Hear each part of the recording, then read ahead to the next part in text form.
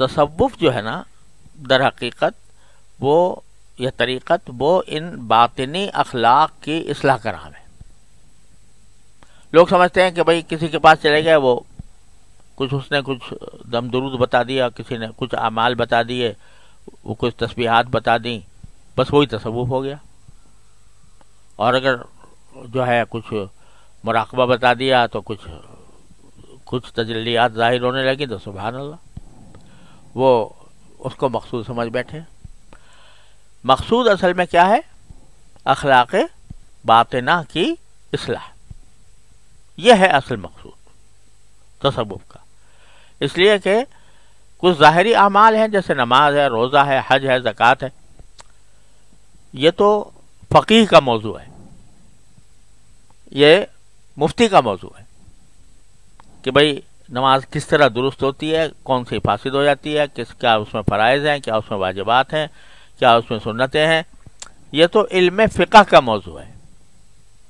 روزہ کب صحیح ہوتا ہے، کب نہیں ہوتا، کب واجب ہو جاتا ہے، کب فرض ہو جاتا ہے، قضا ہو جائے تو اس سے کیا حکم ہوتا ہے، یہ سارے مسائل جو ہیں یہ کیا ہیں کہ ہیں فقہ کے ہیں. یہ ظاہر ہے، ہمارے اعمال ظاہرہ سے متعلق ہے.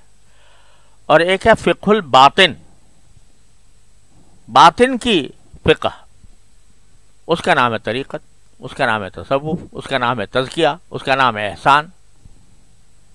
لوگوں نے تصوف کو خدا جانے کیا بنا دیا ہے، چند رسموں کو، چند طریقہ کار کو، اس کو تصوف کا قرار دے لیا اور اس کی وجہ سے تصوف کو بدنام بھی کیا. اس میں بدعتیں شامل ہو گئیں، اس میں رسمیں شامل ہو گئیں، تو جا کے وہ کچھ سے کچھ بن گیا. اللہ بچائے وہ کبھی کبھی شرک تک پہنچ جاتا ہے. تو تصوف یہ کچھ نہیں ہے، صرف نام ہے کاہے کا؟ اخلاق باطنہ کی اصلاح. حضرت شیخ الحدیث مولانا محمد زکریا صاحب رحمۃ اللہ علیہ نے آپ بیتی میں اپنا ایک واقعہ لکھا ہے کہ ایک صاحب تھے جو سیاسی رہنما تھے، سیاسی لیڈر تھے ان کے زمانے میں. تو ان کو تصوف سے بالکل کوئی قائل نہیں تھے تصوف کے. تو حضرت فرماتے ہیں کہ ایک مرتبہ ان سے بے تکلفی بھی تھی. حضرت فرماتے ہیں میری بے تکلفی بھی تھی. تھے سیاسی لیڈر، عالم بھی تھے، تو لیکن سیاست میں زیادہ رہتے تھے. تو ایک مرتبہ وہ آئے تو آ کے کہنے لگے بھائی مولوی صاحب مجھے آپ سے کچھ مناسبت تو ہے نہیں، مجھے آپ سے کوئی مناسبت تو ہے نہیں. حضرت فرماتے ہیں میں نے کہا علی حد القیاس. تو کہنے لگے مناسبت تو ہے نہیں، مگر ایک بات پوچھتا ہوں، وہ یہ کہ تصوف کیا بلا ہے، کیا بلا ہے؟ تو حضرت فرماتے ہیں میرے منہ سے نکل گیا کہ تصوف جو ہے وہ چیز ہے جو انما الاعمال بالنیات سے شروع ہوتی ہے، ان تعبد اللہ کا انا کا طرح پر ختم ہو جاتی ہے. بڑا عجیب خلاصہ نکالا حضرت نے کہ شروع ہوتی ہے کہاں سے؟ انما الاعمال بالنیات سے، کہ آدمی کی نیتیں جو ہیں وہ خالص ہو جائیں اللہ کے لیے، جو کام کرے وہ اللہ کی رضا کے لیے کرے. تو وہاں سے شروع ہوتا ہے اخلاص سے، اور ختم ہوتا ہے کائے پر؟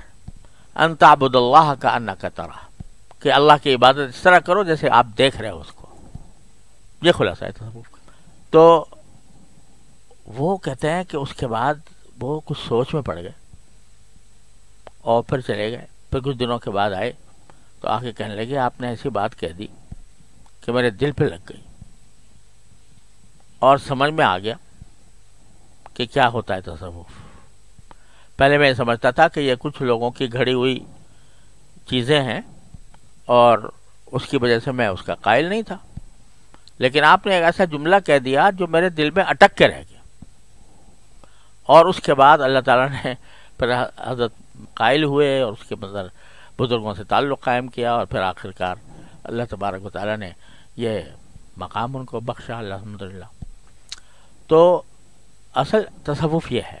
اب جو لوگ اصلاحی تعلق قائم کرتے ہیں تو وہی سمجھتے ہیں کہ بھئی یہ کچھ ایسے وظیفے بتا دیں گے کہ جو ہمیں کھٹ جنت میں پہنچا دیں گے. تو یہ خیال بالکل لغو ہے اور غلط ہے. اصل مقصود تو ہے وہ، لیکن اس مقصد کو حاصل کرنے کے لیے اور نفس و شیطان کے مقابلے میں قوت دینے کے لیے کچھ اذکار بھی بتا دیتے ہیں کہ بھئی یہ ذکر کیا کرو. اس کا مقصد قوت حاصل کرنا ہے، اس بات پر قوت حاصل کرنا کہ اپنے اتنی قوت پیدا ہو جائے کہ ہمارے اندر یہ اخلاق حسنہ پیدا ہو جائیں. تو اصل مقصود تھا یہ اخلاق باطنہ کی اصلاح، اصل مقصود تو یہ. البتہ اس مقصود کو حاصل کرنے کے لیے تھوڑی سی نفس اور شیطان سے لڑائی ہوتی ہے. شیطان ایک بات دل میں ڈالتا ہے، نفس ایک طرف جاتا ہے. جیسے مثلا ایک آدمی ہے، اس کے دل میں یہ ایک شیطان ڈالے ہوئے ہے کہ بھئی لوگوں کی میں تعریف حاصل کروں، لوگ میری تعریف کریں.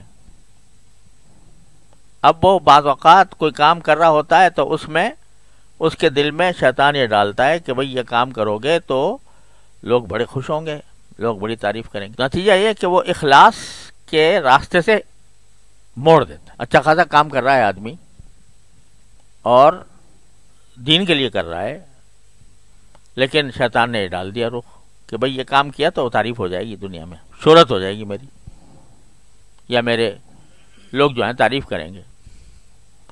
اب جب لوگوں کی تعریف کا خیال آیا، اخلاص ختم ہو گیا. یعنی خیال ہونے کے معنی ہے کہ محرک یہ بن جائے کسی عمل کا کہ میں یہ کام اس لیے کر رہا ہوں تاکہ میری تعریف ہو، لوگ میری تعریف کریں. تو بس یہاں اس نے راہ مار دی شیطان نے. یہ لڑائی چلتی ہے. جب آدمی اصلاح کے راستے پر آتا ہے تو یہ لڑائی چلتی ہے، اور یہ لڑائی جو ہے اگر آدمی کا دھیان نہ ہو اور اصلاح کی فکر نہ ہو تو شیطان غالب آ جاتا ہے. اور آج کی دنیا کا یہ بہت ہی عظیم فتنہ ہے، بڑا زبردست فتنہ ہے کہ لوگ کیا کہیں گے، لوگوں میں میری شہرت کیسی ہوگی،